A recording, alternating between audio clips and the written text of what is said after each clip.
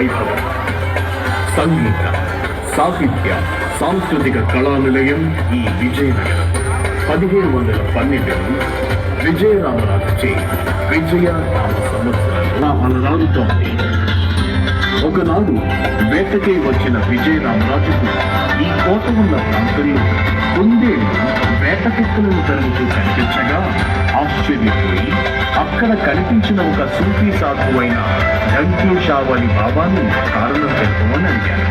అది ఈ నేల మహత్యమని, ఇక్కడ కోట కడితే అది శత్రు దుర్భేద్యమై విజయానికి చిహ్నమై నిలుస్తుందని చెప్పారు ఆ బాబా.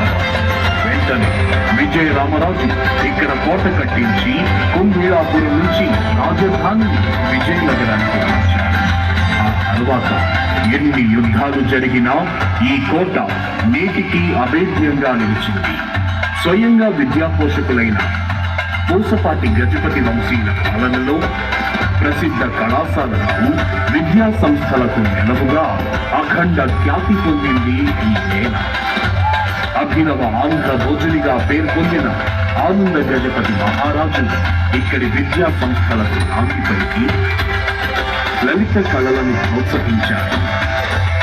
ఈ సీమకు ఆఖరు మహారాజైన పివిజి రాజు గారు తమ వంశస్థుల కళలను నెరవేరుస్తూ తన తండ్రి గారి పేరుతో 1958లో Maharaja Alak Narayana society for arts and sciences Mansa సంస్థను స్థాపించి ఈ కోటను మరికొన్ని భూములను ట్రస్టుకు దానమిచ్చారు.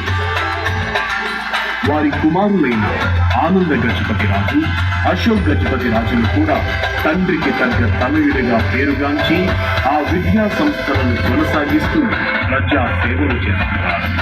భారతదేశం మొత్తం మీద ఒక రాజనివాసమైన కోట యావత్ విద్యా సంస్థల కోసం వినియోగించబడటం మనం కేవలం ఇక్కడే చూడగలం.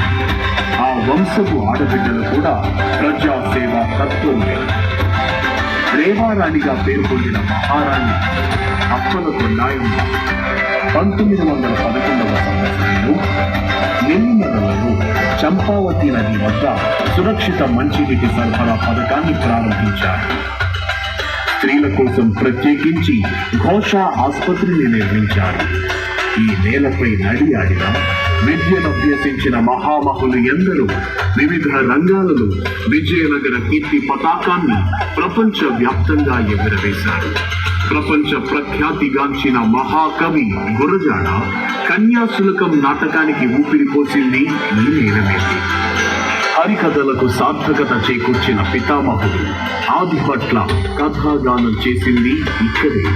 అమర గాయకుడు ఘంటసాల, గానకోకిల సుశీలమ్మ గళాలు సవరించింది ఈ సీమలోనే.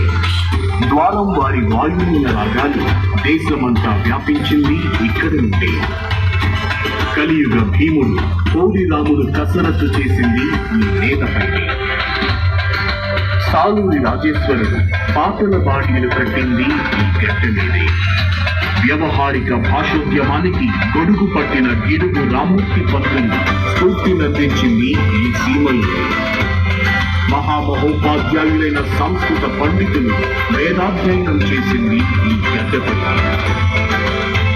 శ్రీ భాష్యం అప్పలాచార్యులు గారు, సద్గురు శివానందమూర్తి గారు వంటి ప్రఖ్యాత ఆధ్యాత్మిక వేత్తల ప్రవచనాలకు నెలవు ఈ పురమే.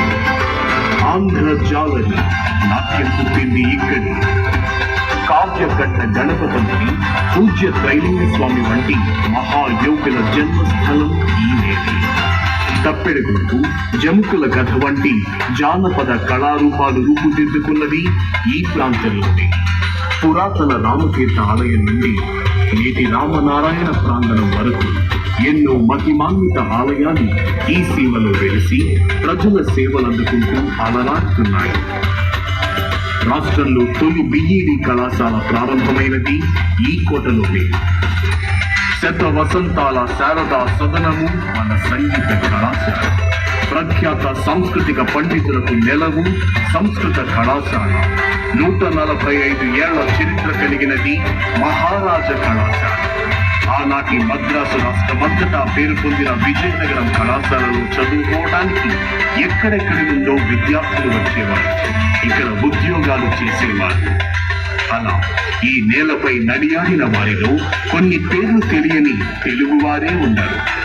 దేవులపల్లి కృష్ణశాస్త్రి, మహాకవి శ్రీశ్రీ, ఆరుద్ర, పింగళి నాగేంద్రరావు, లోకల చినసత్యనారాయణ, యామిజాల పద్మనాభ స్వామి, నేదునూరి కృష్ణమూర్తి, పొడవటి గంటి కుటుంబరావు, శ్రీపాద పినాకపాణి, ఎస్వి రంగారావు, మధున పంతుల సత్యనారాయణ శాస్త్రి తదితరులు ఈ పుణ్యభూమితో ముడిపడిన వారే. సినీ రంగ దిగ్గజాలలో కూడా JV Somayajulu, JV Ramanamurthy, Gollapudi Maruthirao, TJ Sharma, Radhakumari, Chellapilla Satyam వంటి ప్రముఖులు ఇక్కడ పుట్టి పెరిగిన వారే. ఇంత ఘన చరిత్రను తలదాల్చి ఇందరు మహానుభావుల పాద ధూళితో పునీతమైన ఈ నేల యొక్క వారసత్వాన్ని మనమందరం నిలబెట్టుకుందాం. మన విజయనగర సంస్కృతిని, కళా సంపదను కాపాడుకొని భావి తరాలకు అందజేద్దాం. సర్వే జనా సుఖినో భవంతు.